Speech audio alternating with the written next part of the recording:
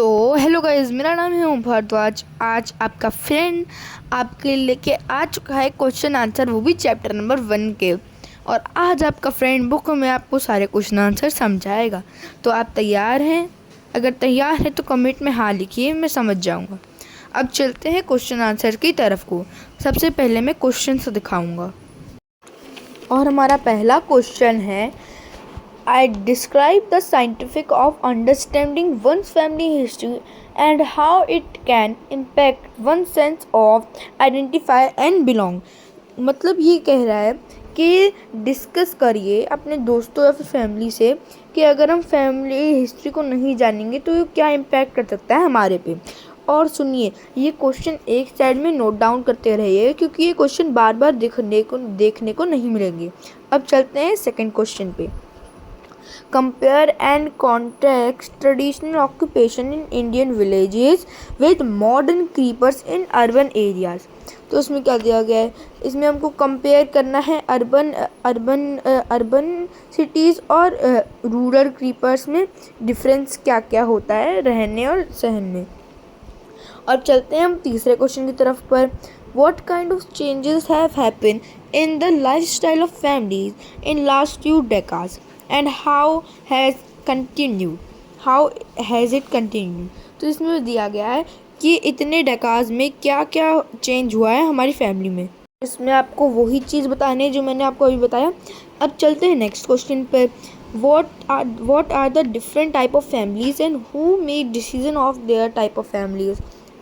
अब चलते हैं फिफ्थ क्वेश्चन पर। Every family member might have different believe and practices, do you agree, give reason for your answer. तो ये सारे आंसर अभी मैं आपको दिखाऊंगा, जब तक आप ये सारे क्वेश्चन नोट डाउन कर लीजिए एक जगह पर। Thank you. अब चलते हैं आंसर की तरफ। तो गाइज, हमारा पहला आंसर है, creating a family history is a great way to preserve your unique family heritage and understand our own family history provides variable interesting into the roots tradition and a variable interesting roots and traditional and experience of your grandfather and grandmother। मतलब इसमें क्या दिया गया है, अगर हम लोग अपनी फैमिली के बारे में नहीं जानेंगे तो हमको पहले तो खुद ही शेम फील होगा, मेन बात तो ये है।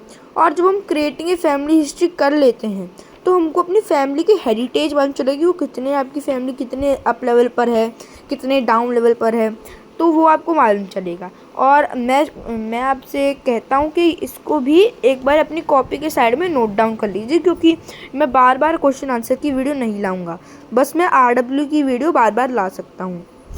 अब चलते हैं नेक्स्ट क्वेश्चन आंसर पर।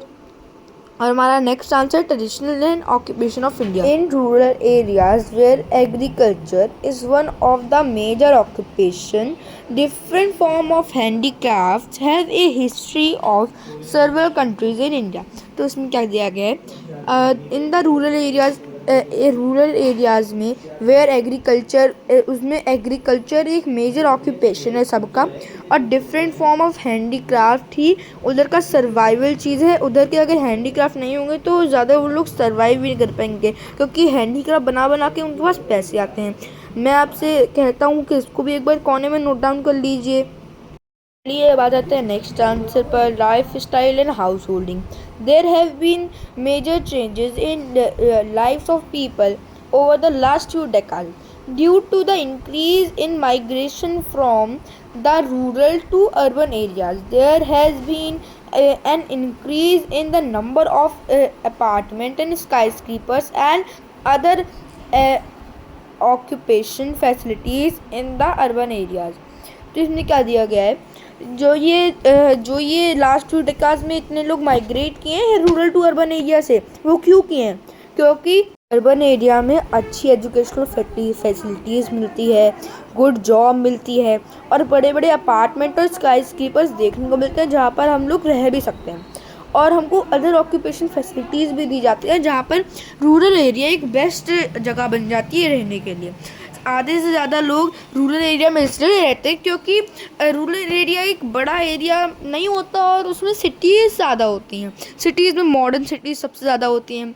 तो मैं यही बात आपको समझाना चाह रहा हूँ, और अगर आप समझ गए तो उसको भी एक कोने में नोट डाउन ही कर लीजिएगा। अब आ जाते हैं जॉइंट फैमिली पर। These are multi generation families in which a child may live together, her siblings, parents, grandparents, with aunt and cousin in a single developer where they live and eat together. Mostly the elder male member takes the important decision in the family. तो इसमें बोला गया है जो Elder mail होता है वही हमारी इंपॉर्टेंट डिसीजन लेता है। अब चलते हैं लास्ट आंसर की तरफ को। और गाइज एक बात बता दूँ, चैनल सच में बहुत डाउन चल रहा है। अब आपको लाइक सब्सक्राइब तो देखो करना ही पड़ेगा। आप वीडियो देख के चले जाते हो, लाइक नहीं करते, प्लीज़ शेयर कर दो। अब चलते हैं नेक्स्ट आंसर पर। अब आते हैं नेक्स्ट आंसर पर, nuclear family. A nuclear family is a construct contains of a father, mother and their children. Parents take important decision in nuclear family. जो हमारे पेरेंट्स होते हैं वो न्यूक्लियर फैमिली में इम्पॉर्टेंट डिसीजन लेते हैं। अब आ जाते हैं सिंगल पेरेंट फैमिली पे। A single parent family of a parent not living with a partner. The single parent is the decision maker in the type of family.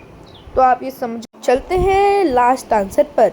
चलो guys, इस आंसर में बहुत ज़्यादा मज़ा आने वाला है, तो कुर्सी की पेटी बांध लीजिए।